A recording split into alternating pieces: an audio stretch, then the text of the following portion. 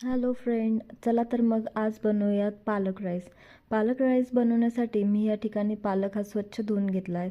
त्याला बारीक चॉप करून थोडंसं मीठ टाकून मी त्याला वाफवण्यासाठी इथे ठेवून दिलं आहे.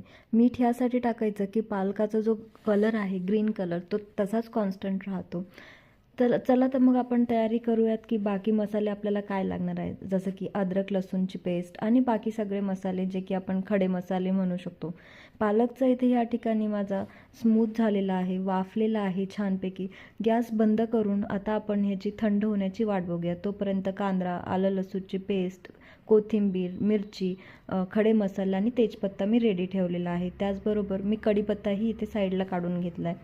थंड झालेली ही पेस्ट मला आता मिक्सरमधून काढायची. चला तर मग ह्या सगळ्या गोष्टीला आपण मिक्सरमधनं काढूया. थोडीशी कोथिंबीरीची देठही मी त्यामध्ये टाकलेले आहे आणि ह्याची छानशी आता मी पेस्ट बनवणार आहे, जशी की आपण पालक पनीरला सुद्धा बनवतो अगदी तशीच.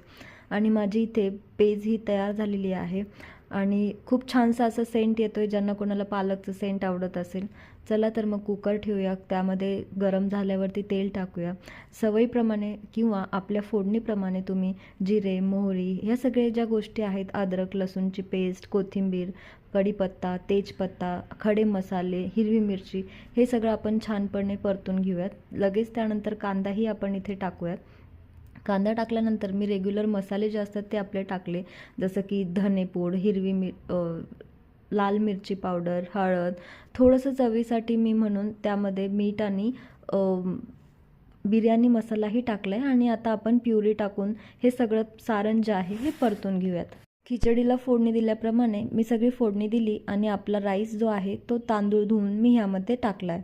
ह्यालाही आपल्याला छानसं असं परतायचं आहे, कोथिंबीर टाकायची आहे आणि ढवळून घ्यायचं आहे. चला तर आपली एक शिट्टी होती आहे, तोपर्यंत आपण इथे दह्याची चटणी बनवून घेऊया. त्यासाठी मी थोडंसं दही घेतलं आहे, त्यामध्ये हळद टाकली आणि फेटते आहे. आपल्याला तेल कडक करायचं आहे, कारण की आपल्याला जे कढीपत्ता किंवा हिरवी मिरची किंवा जे आपण लसूण टाकणार आहोत त्याला आपल्याला क्रिस्प करायचं आहे. का? कारण तो चावताना आपल्याला खूप छान अशी चव देतो. ते सगळं क्रिस्प करून मी दह्यामध्ये मिक्स केलेलं आहे. कुकर थंड होईपर्यंत मी इथे मिसेस देशपांडे लावलेला आहे आणि माझं कुकर थंडही झालं आहे. छानशी अशी ग्रेव्हीसारखी मला इथे पालक दाल खिचडी पण भेटलेली आहे.